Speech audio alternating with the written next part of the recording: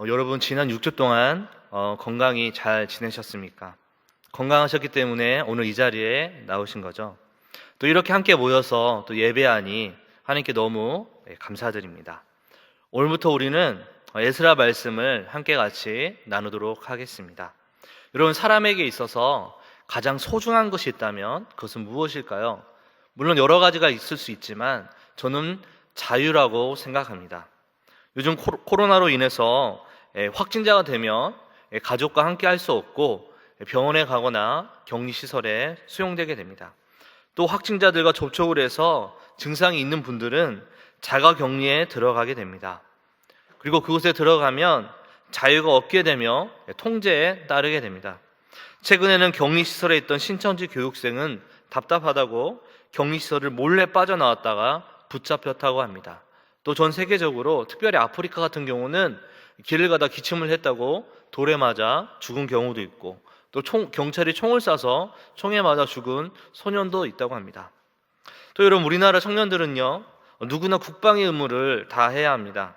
국가의 부름을 받으면 그는 국가의 몸이 된다는 것이죠. 국가가 시키는 대로 해야 합니다. 개인의 자유가 허락되지 않기 때문에 군생활도 역시 무척이나 힘듭니다. 또 여러분, 사람들은 여러 가지 이유로 자유를 잃고 노예가 되거나 또 죄수가 되기도 합니다. 오늘도 많은 사람이 죄를 지어서 감옥에 갇혀 있죠. 이것이 바로 죄의 결과이고 자유를 잘못 사용한 결과입니다. 옛날에는 노름을 해서 빚을 지는 바람에 자유를 빼앗기는 사람도 있었다고 합니다. 그런 사람들은 노름만 하지 않았다면 전혀 노예가 될 필요가 없었는데 자유를 잘못 사용했기 때문에 노예가 된 것이죠. 이스라엘 자손들은요, 모두 하나님 앞에서 자유인이었습니다. 그들은 이 세상에서 유일하게 마음껏 하나님을 예배할 수 있는 민족이었습니다. 그러나 그들은 하나님께 드리는 예배를 우습게 생각해서 우상 섬기는 일을 그만두지 못했습니다. 그러자 그들은 어떻게 됐습니까? 그들의 나라는 망했고 바벨론의 노예로 끌려가 무려 70년 동안 노예 생활을 하게 되었습니다. 오늘부터 함께 살펴볼 에스라서는요, 느헤미야와 원래 한 권의 책입니다. 후대 학자들에 의해서 분류가 된 것이죠. 그래서 느헤미야서와 에스라서는 내용이 얽혀 있고 문맥상 같은 연결고리를 가지고 있습니다. 에스라서는 이스라엘 백성들이 바벨론 포로 생활을 끝내고 본국으로 귀환한 내용을 담고 있습니다. 이스라엘 백성들은 우상을 섬기며 하나님 앞에 범죄함으로 하나님의 진노를 사서 바벨론에게 멸망을 당하였습니다. 그러나 하나님께서는 그들을 긍휼히 여기셔서 포로 생활 70년 만에 본국으로 돌아오게 하셨죠. 에스라서는 이스라엘 백성들이 과연 어떻게 해서 포로 신분에서 풀려 나오게 되었는가, 그리고 그들이 돌아와서 어떻게 성전을 재건하게 되었는가, 또 그들의 신앙은 어떻게 회복이 되었는가를 자세하게 소개하고 있습니다. 에스라서는 크게 두 부분으로 나눌 수 있는데요, 1에서 6장까지는 1차 포로 귀환과 성전 재건 역사를 기록하고 있습니다. 그래서 7에서 10장까지는 2차 포로 귀환과 신앙의 내적 갱신 운동에 대해서 기록하고 있습니다. 그래서 에스라서의 전체 주제는요, 바로 회복입니다. 포로로 끌려갔던 이스라엘 백성들이 조국의 땅을 회복하게 되죠. 무너진 성전을 회복하게 됩니다. 허물어진 그들의 신앙을 또한 회복하게 됩니다. 무엇보다도 그들은요, 하나님과의 관계성을 회복하게 된다라는 것이죠. 앞으로 우리는 11주 동안 에스라를 통해서 우리의 신앙이 또한 회복되길 소망합니다. 특별히 오늘은 1장을 통해서 그 회복의 기초를 놓으신 하나님에 대해서 한번 생각해 보겠습니다. 하나님께서는 어떻게 그 회복의 시작을 시작하셨을까요? 첫 번째로 바사왕 고레스의 마음을 감동시켰다라는 것이죠. 1에서 4절까지입니다. 70년 동안 바벨론 포로 생활 동안에 꿈에도 잊어본 적이 없는 조국으로 돌아온 유다 사람들은 얼마나 감격에 겨워 눈물을 쏟아냈을지 짐작하기는 어렵지 않습니다. 거룩한 도시 예루살렘으로 드디어 돌아온 것이죠. 오늘도 여러분 6주 만에, 오늘 딱 7주 차죠. 딱 교회 왔을 때 어땠습니까? 감격이 있었겠죠. 감격이 있고 또 사람이 없는 걸 보고 또 다행이다라는 생각하는 사람도 있을지도 모르겠습니다. 아무튼 그들은 70년 동안 곡으로 돌아오지 못해서 그들은요, 왔을 때 너무나 감격스러웠을 것입니다. 그들은 거룩한 도시 예루살렘으로, 하나님이 계신 곳으로 돌아왔습니다. 하지만 그토록 그리워하던 예루살렘은요, 한때 고대 근동의 최고의 도시로 칭송을 받기도 했지만 이제 폐허나 다름없이 비참한 모습으로 그들의 눈앞에 나타났습니다. 얼마 전 화려한 바벨론의 도시를 떠나온 그들은 바벨론과 비교가 될지 안 될 정도로 처참하게 무너져 있는 고향의 모습을 보며 그들은 가슴 아파했을 것입니다. 예루살렘이 완전히 멸망당한 BC 586년으로부터 세월이 흘러 BC 539년이 되었고 드디어 예레미야의 예언이 현실이 되어 나타났습니다. 고대 근동의 판도에 엄청난 지각 변동이 있었던 것이죠. 강력했던 아시리아를 무너뜨린 뒤 무적이라고 여겨지며 천하를 호령하던 바벨론 제국이요, 근동의 새로운 강자 페르시아 제국에 의해 무너진 것입니다. 이전에 아시리아가 그랬듯이 바벨론도 정복한 나라들을 너무나 잔혹하게 짓밟았기 때문에 사방에 바벨론을 무너뜨리기 위해서 복수의 칼을 가는 적들이 많이 있었을 거예요.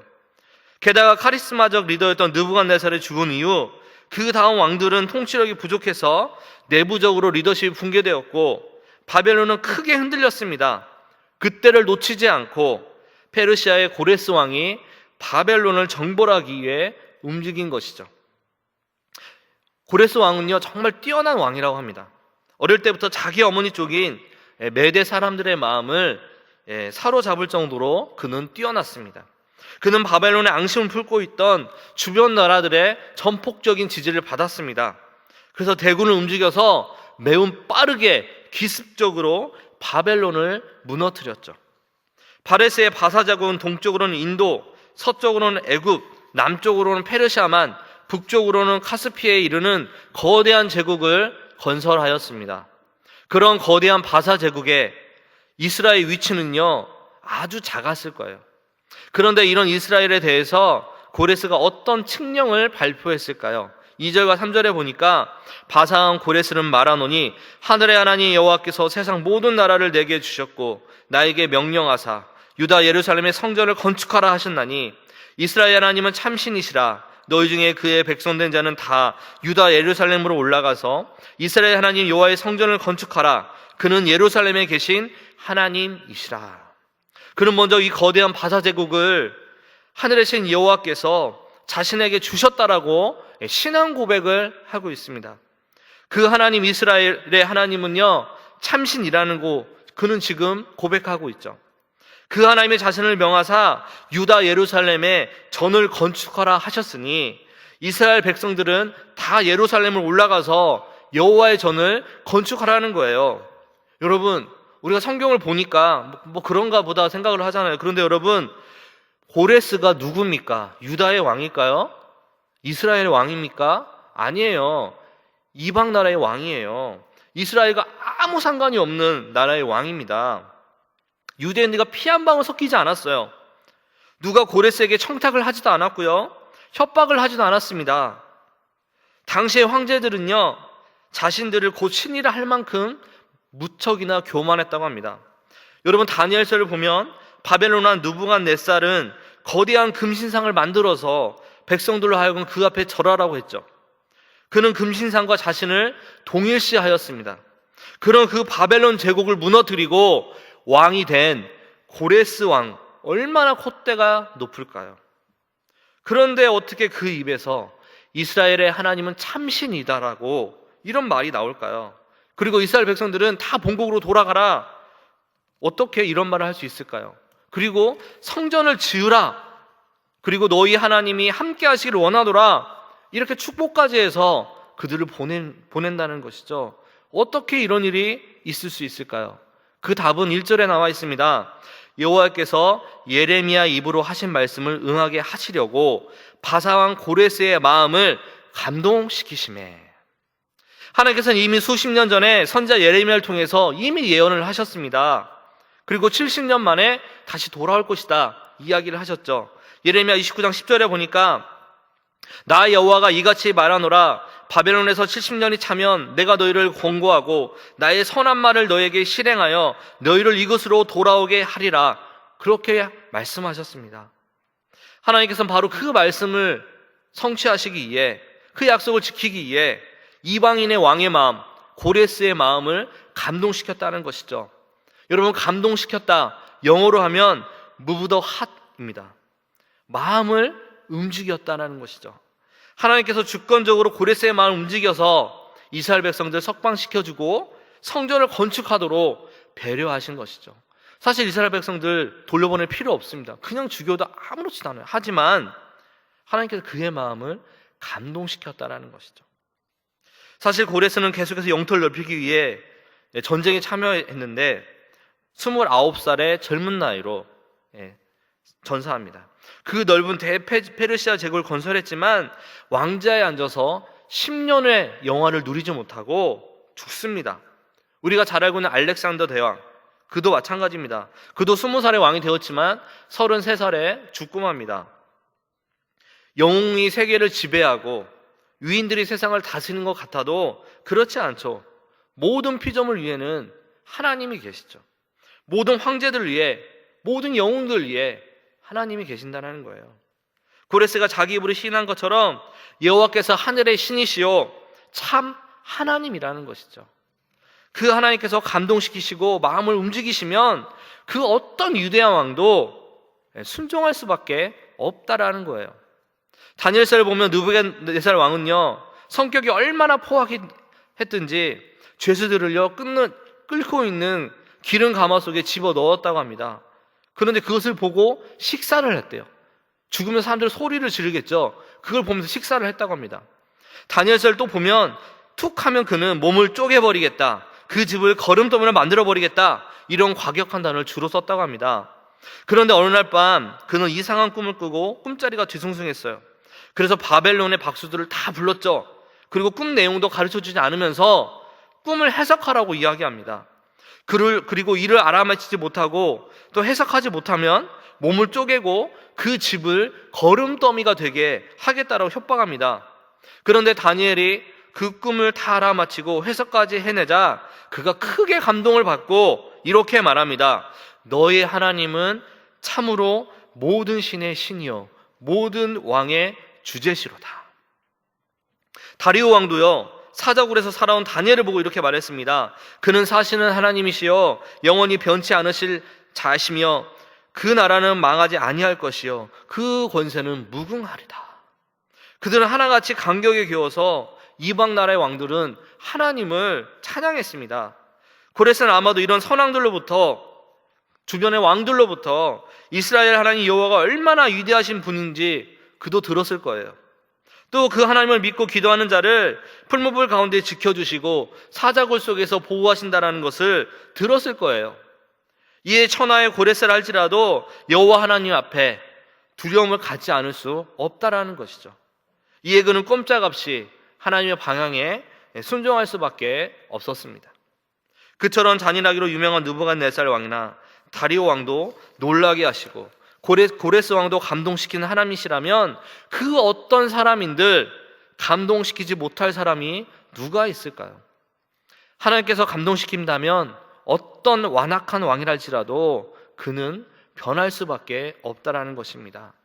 우리가 신약 성경을 보면 여러분 사도 바울 얼마나 변화되기 힘든 사람이었습니까? 그러나 그런 그도 하나님께서 마음을 감동시키자 완전히 변화돼서 주님을 위해 목숨을 걸고 헌신하는 자가 되었다라는 것이죠. 바울은 자신을 감동시킨 하나님께서 로마의 황제도 감동시킬 것을 믿고 어찌하든 로마로 나아가고자 했습니다. 그의 믿음대로 결국 마침내 AD 313년에 로마 황제 콘스탄틴이 기독교를 공인하는 밀라노 칙령을 발표했죠. 하나님께서 꿈을 통해 콘스탄틴 황제의 마음을 감동시키자 그도 마음의 감동을 받고 자신도 세례를 받고 기독교 신자가 되었습니다. 다니엘의 느부갓네살이나 다리오 왕을 무엇으로 감동시켰을까요? 그는 하늘의 하나님께 기도했을 것이죠.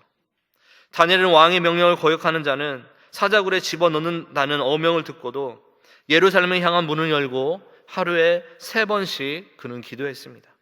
그때 하나님께서 배고픈 사자까지도 감동시키셔서 입맛이 뚝 떨어지게 했죠. 느부갓네살 왕이 꿈을 해석하라고 윽박질렀을 때도 자신의 친구들과 함께 기도했습니다. 그때 하나님께서 지혜와 능력을 주시고 그들의 마음을 감동시켰다는 것이죠. 두 번째로 하나님은 또 누구의 마음을 감동시켰을까요? 이스라엘 백성들의 마음을 감동시켰습니다. 5에서 6절입니다. 5절에 이에 유다와 베냐민 족장들과 제사장들과 레위 사람들과 그 마음이 하나님께 감동을 받고 올라가서 예루살렘의 여호와의 성전을 건축하고자 하는 자가 다 일어나니, 하나님께서는 이스라엘 백성들, 그 중에서 족장, 제사장, 레위인들의 마음을 감동시켰습니다. 아무리 고레스가 하나님께 감동을 받아서 이스라엘 백성을 석방해 주면서 예루살렘에 돌아가서 성전을 건축해라 라고 허용해줘도 막상 당사자인 이스라엘 백성들이 안 하겠다고 하면 일은 이루어지지 않습니다. 사실 어떤 면에서 모임 밖에 있는 사람보다 모임 안에 있는 사람이 훨씬 더 어려울 수 있죠. 특히 이 이스라엘 백성들이 어떤 사람입니까? 70년 전 마음이 심히 더 완악하고 목이 곧고 교만하여서 우상 숭배하고 온갖 악행을 저질러서 나라가 망하고, 그래서 결국에 포로로 끌려갔던 민족이었습니다. 아무리 이사야, 예레미야, 숱한 선지자들이 와서 목숨 걸고 메시지를 전하지만 듣지 않았던 민족이었어요. 조금도 그들의 마음 움직이지 않았어요, 그때는. 그런 그들이 이제 70년 포로 생활을 거치면서 마음이 겸손해질 대로 겸손해졌죠. 그 마음이 많이 부드러워졌습니다. 한마디로 길가와 같은 그들의 마음밭이 좋은 마음밭으로 바뀌었다는 것이죠. 사실 이스라엘 백성들이 다시 고국에 돌아가서 성전을 짓는다는 것은 쉽지 않았습니다. 쉬운 게 아니에요. 지금 예루살렘 땅은요, 허와 벌판입니다. 황부지입니다. 과거에 활했던 성전은 다 무너졌어요. 폐허로 변했어요. 과거 솔로몬 성전을 지을 때 거의 7년의 시간이 걸렸습니다. 하지만 그때는 준비가 많이 되어 있었어요. 솔로몬의 아버지 다윗의 왕이 자신의 아들이 건축할 수 있도록 모든 재료와 물품들을 다 준비해 놓았죠. 당시에 아주 제주꾼도 많았습니다. 일꾼도 많았어요. 국가의 체제도 잘 갖춰져 있었어요. 백성들의 숫자도 많았죠. 그러나 지금은 사람이 없습니다. 일꾼도 부족합니다. 행정력, 재원, 조직 아무것도 없습니다. 한마디로 말해서 맨 땅에 맨주먹으로 다시 시작을 해야 된다는 것이죠. 이때 이스라엘 백성들은 머뭇거리기 쉽습니다. 왕이시여, 우리를 석방시켜 주는 것은 고맙지만 천천히 하겠습니다. 지금 여기 있는 게 좋습니다. 천천히 할 테니 우리가 천천히 나가도록 그거나 좀 배려해 주세요. 이렇게 생각할 수도 있겠죠. 하지만 여러분, 그들은요 그렇게 생각하지 않았어요. 황무지로 변해버린 고향 땅에 돌아가서 새롭게 역사를 시작하는 것은요 고생하는 거예요. 그리고 헌신하는 거예요. 어떤 위험이 그들을 기다리고 있을지 모릅니다. 더구나 바벨론에서 예루살렘까지 돌아가는 길은 무려 900km 정도 됩니다. 나중에 보면 그들이 돌아오는데 걸리는 시간만 3달, 4달이 걸렸다고 합니다. 여러분, 요즘처럼 버스 타고 자동차 타고 기차 타고 갈까요? 아니면 비행기? 아니에요. 걸어서 가거나 형편이 좀 좋으면 나귀나 말 타고 가겠죠. 그러므로 그들은 머뭇거릴 수 있습니다. 가면 당연히 고생할 수 있으니까. 그러나 그들은요 그렇게 하지 않았어요. 5절에 다시 보면 그들은 하나님께 감동을 받고 다 같이 함께 일어났다는 것이죠. 이처럼 하나님께서 그 마음을 감동시키시면 어떤 열악한 환경이 있을지라도 사람들이 일어난다는 거예요. 팔을 걷어붙이고 뛰어든다는 것이죠. 우리는 사사기 6쪽에 나오는 기드온을 잘 기억하고 있습니다. 그는 미디안 족속들이 두려워서 어떻게 했습니까? 포도주 틀에 숨어서 밀타작을 했습니다. 포도주 틀은요 지상보다 좀 낮게 있어요. 지상보다 낮게 있기 때문에 그곳에서 밀타작을 했다는 것은 지상에서 보면 보이지 않아요. 숨어서 밀타작을 했다는 것이죠. 그렇게 숨어서 있는 소심하고 연약하고 두려운 사람이었어요. 그런데 어느 날 여호와의 사자가 그 앞에 나타나서 말씀합니다. 큰 용사여, 주께서 너와 함께 하시도다. 하나님께서는 스스로도 미약하다고 자학하고 있던 기드온을 큰 용사로 말씀해 주심으로 그를 감동시켰어요. 어떤 역사가 일어났습니까, 여러분? 기드온이 마침내 일어났습니다. 뿐만 아니라 그에 감동받은 300용사 일어났습니다. 결국 메뚜기 떼같이 많던 미디안군을 다 물리치고 승리를 이끌 수 있었습니다. 사사기 4장의 야빈 왕이 철병과 900성을 앞세우고 이스라엘을 침공하였죠. 이때 하나님의 감동하심으로 말미암아 누가 일어났습니까? 여선지자 드보라가 일어났습니다. 또 그 드보라는 바락을 일으켜 세웠습니다. 깰지어다 드보라여, 일어날지어다 바락이여. 결국 드보라가 깨어나고 바락이 일어났을 때 이스라엘은 큰 승리를 거둘 수 있었다라는 것이죠. 세 번째로 하나님께서는 성전 재건을 위한 실제적인 준비들을 허락하셨다는 거예요. 7에서 11절입니다. 유다 백성들의 가장 치욕적인 것은 옛날 예루살렘 성전에 있던 기구들이 바벨론 왕궁의 창고에 70년 동안이나 묵혀 있었다는 것입니다. 그게 잘 있었을까요? 70년 동안? 아니죠. 대충 있었겠죠. 먼지도 많았겠죠. 그러나 유다 백성들의 힘으로는 도저히 그 창고에서 하나님의 성전 기구들을 꺼낼 수가 없습니다. 그러나 이스라엘 백성들은 전혀 힘을 쓰지 않았는데 생각지도 않게 바벨론 왕궁의 창고가 열리면서 그 성전 기구들을 다시 찾게 되었습니다. 6절을 보면 이스라엘 백성들이 성전 재건 역사를 이룬다고 하자 그 사면에 있던 바벨론 사람들이 여러모로 도와주었습니다. 그들은 은그릇과 황금과 기타 물건과 짐승과 보물로 돕고 그 외에도 예물을 즐거이 내어놓았습니다. 고레스 왕은 70년 전 느부갓네살 왕이 훔쳐왔던 여호와의 정 기명들을 창고에서 꺼내어 다 돌려 주었습니다. 7절에 보니까 고레스 왕이 또 여호와의 성전 그릇을 꺼내니 옛적에 느부갓네살이 예루살렘에서 옮겨다가 자기 신들의 신당에 두었던 것이라. 우리가 알아야 할 것은 바벨론 왕의 창고가 얼마나 큰지입니다. 여러분, 얼마나 컸을까요? 여러 나라를 정복했으니까 그 창고가 어마어마했을 거예요. 전 세계의 보물은 다 그곳에 있었을 거예요. 그런데 70년 전에 예루살렘에서 가져온 성전 그릇 어느 곳에 있는지 어떻게 할까요? 찾기가 어려웠을 거예요. 그래서 바사왕 고레스가 명령을 내려서 바벨론 왕의 창고 안에 있는 성전 그릇을 꺼내서 유대인들에게 돌려주라라고 명령을 한 것이죠. 물론 유다 백성들이 바벨론 왕궁에 있는 그릇들을 두고 갈 수 있었을 것입니다. 성전 그릇들은 어떤 의미에서 새로 만들어야 했을 것입니다. 그러나 바벨론 왕궁에 있는 성전 그릇은요, 상징적인 의미가 있다는 것이죠. 즉 하나님께서 바벨론 왕궁에 갇혀 계신 것 같은 생각이 드는 거예요, 그들은. 그런데 이제 유다 백성들은 성전의 그릇들을 바벨론 땅에 하나도 남겨두지 않고 가지고 예루살렘에 돌아가므로 더 이상 바벨론에 남아 있어야 할 이유가 그들은 없었다라는 것이죠. 유다 백성들이 오랫동안 빼앗겼던 성전 그릇을 되찾았다는 것은 이제 그들이 다시 하나님께 예배드릴 수 있는 특권을 회복한 것입니다. 다시 말해 인간이 누릴 수 있는 최고의 자유와 특권이 다시 그들에게 주어주었다는 것이죠. 여러분, 우리는 코로나로 인해서 6주 동안 예배를 드리지 못했습니다. 부서별로 유튜브에 영상을 편집해서 또 올려서 예배를 드렸습니다. 저 역시 처음에 설교를 찍을 때 성도들이 아니라 처음에는 저희 디모데 친구들 2명을 불러가지고 같이 찬양도 하고 해서 같이 했다가 또 여의치 않아서 혼자 카메라 보면서 영상을 찍고 다시 편집해서 유튜브에 올렸어요.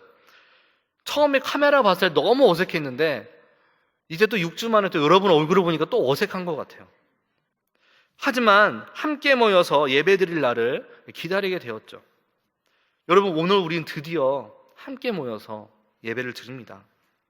우리가 그 감격을 어떻게 말로 표현할 수 있을까요? 물론 예배를 드리기 전까지 여러 일들이 많이 있었죠. 드려야 되냐 말해야 되냐 여러 가지 일들이 많았습니다. 하지만 우리가 예배를 시작을 하였습니다. 벌써 4부까지 오게 되었어요. 이스라엘 자손들은 과거에 하나님을 빼앗긴 적이 있었습니다. 언제였을까요? 바로 엘리 제사장 때 엘리의 두 아들 홈리와 비느하스가 제사를 더럽히고 성전 안에서 추행을 저질렀을 때 하나님이 이스라엘 백성들로 하여금 하나님의 법궤를 잃어버리게 하셨습니다. 사무엘상 4장 17절에 보면 소식을 전하는 자가 대답하여 이르되 이스라엘이 블레셋 사람들 앞에 도망하였고 백성 중에는 큰 사륙이 있었고 당신의 두 아들 홈리와 비느하스도 죽임을 당하였고 하나님의 궤는 빼앗겼나이다. 언약궤를 빼앗기기 전보다 언약궤를 빼앗기고 난 후 이스라엘의 삶은 더 비참해졌습니다. 처음에는 4,000명이 죽었던 전투에서 언약궤를 빼앗기면서 무려 3만 명이 죽었습니다. 엄청난 사상자를 내었죠.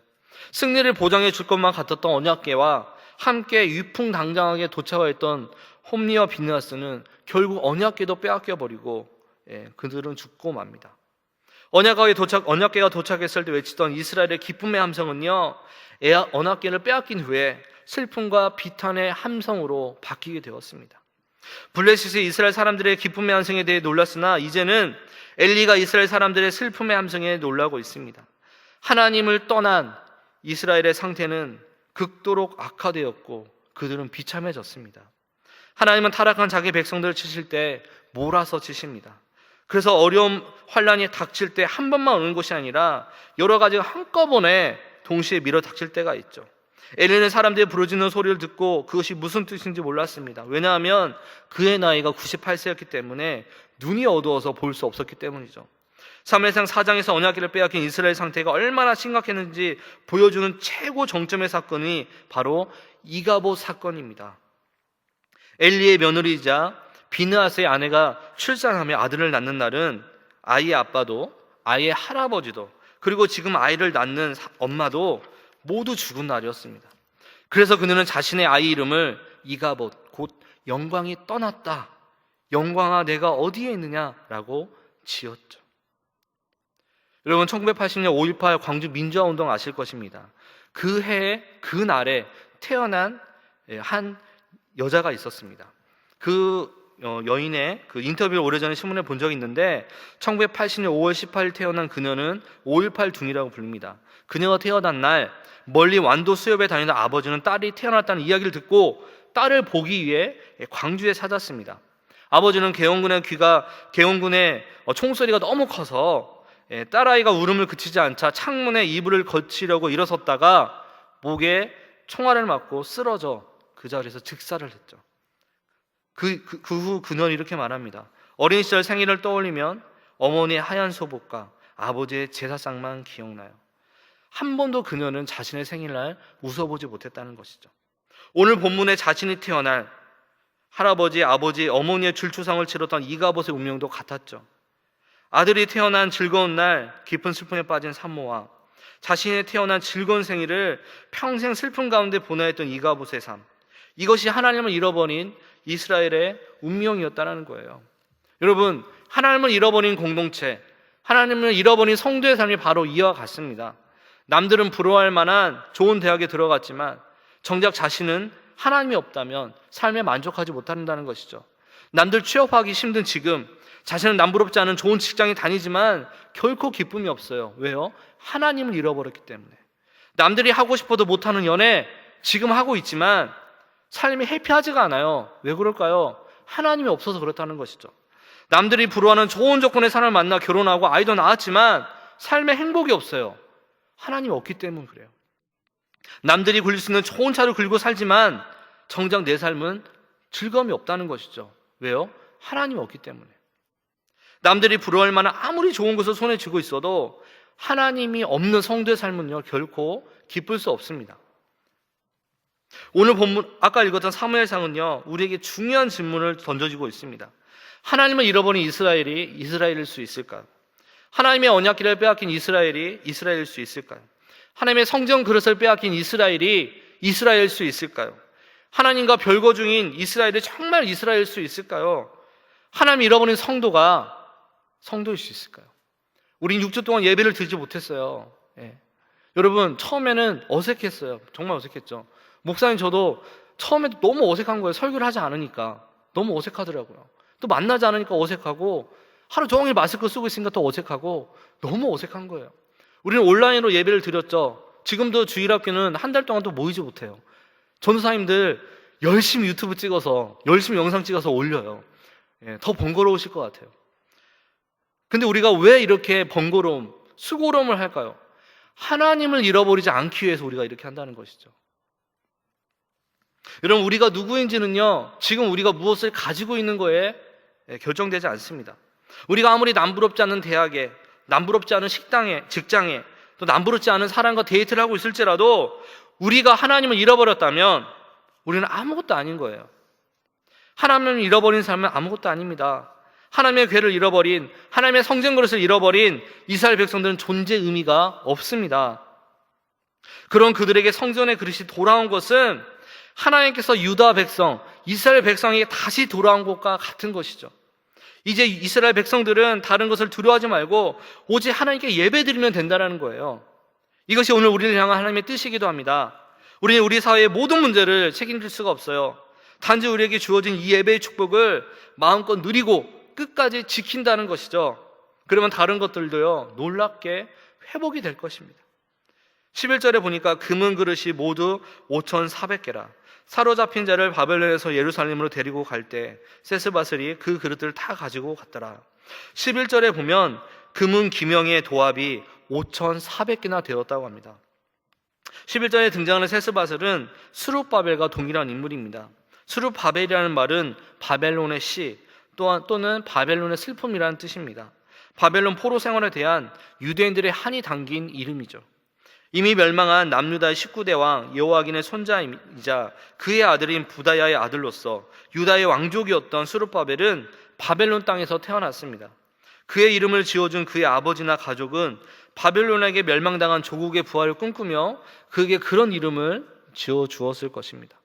포로 1세대들은 대부분 고국 땅만 그리다가 이방 땅은 바벨론에서 숨을 거두었겠죠. 그러나 그들은 자녀들에게 분명하게 신앙 교육을 시켰을 것입니다. 그들이 정착해야 할 곳은 이곳 바벨론 땅이 아니라 하나님께서 약속으로 주신 땅 예루살렘임을 분명하게 가르쳤을 것입니다. 그들은 자신들의 모국어를 가르치고 성경을 가르치고 기도를 가르치고 역사의식을 심어주었을 것입니다. 그랬을 때 마침내 포로 2세대들이 주축이 되어서 고국으로 귀환이 이루어지게 되었습니다.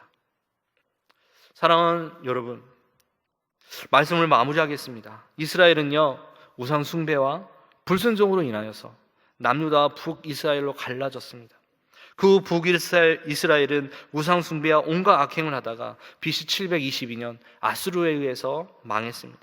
남녀도 같은 죄를 범하다 그로부터는 136년 후인 BC 586년 바벨론에 의해 멸망당했습니다.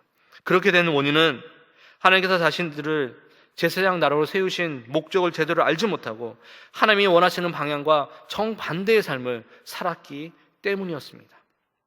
그러나 하나님은요, 당신의 백성들의 반역에도 불구하고 새로운 역사를 준비하고 계셨습니다. 그것은 스룹바벨과 에스라와 느헤미야를 통해 예루살렘 성전과 성벽 재건으로 나타났습니다. 이 세상은 강한 자들에 의해서 돌아가는 것처럼 보이고 특히 악한 자들이 득세하며 세계의 운명을 좌우지우지하는 것 같습니다. 그러나 그것은 사실이 아니죠. 우리는 작은 바이러스 하나 때문에요, 전 세계에 퍼져가지고 다들 이 바이러스, 눈에 보이지 않는 바이러스 때문에 걱정하고요, 두려워하고 함께 모일 수도 없습니다. 여러분, 하나님이요, 이 세상을 다스리고 주관하십니다. 세계의 열강이 다스리는 게 아니라 하나님이 하신다는 것이죠. 하나님께서는 예루살렘 성전 중건 역사를 통해서 그것을 위해서 사람들의 마음을 감동시켰습니다. 바사왕 고레스의 마음을 감동시키고 이스라엘 백성들의 마음을 감동시키고 이에 수많은 이스라엘 백성들이 일제히 일어나 자원하는 마음으로 성전 재건 역사를 준비하였습니다. 이 모든 일은요, 하나님이 주관하시고 계획하신 일입니다. 그 사실을 잊지 말고 오직 하나님을 붙들고 하나님 말씀대로 행하면서 그 하나님의 선하신 뜻이 이루어지는데 귀하게 쓰임받는 여러분 모두가 되시기를 주님의 이름으로 축원합니다. 기도하겠습니다. 하나님, 함께 모여서 예배할 수 있는 은혜 주심에 감사드립니다. 지난 6주간 우리의 삶은 평범하지 않았습니다. 전염병의 두려움으로 인해서 우리 사회 전체가, 전 세계가 마비된 듯이 살았습니다. 아직도 우리 안에는 두려움이 있습니다. 우리가 두려움을 내려놓고 하나님을 바라보며 하나님의 은혜를 구하며 나왔습니다. 우리의 삶의 주인 되신 하나님, 우리가 하나님만 더 의지하고 바라며 살게 하여 주시옵소서. 포로로 끌려간 이스라엘 백성들에게 다시 기회를 주시고 하나님의 성전을 지으라고 바사한 고레스의 마음을 감동시키고 이스라엘 백성의 마음을 감동시켰듯이 우리의 마음도 동일하게 감동시켜 주셔서 우리의 무너진 곳들을 다시 새롭게 세우게 하여 주시옵소서. 예수 그리스도 이름으로 기도하옵나이다. 아멘.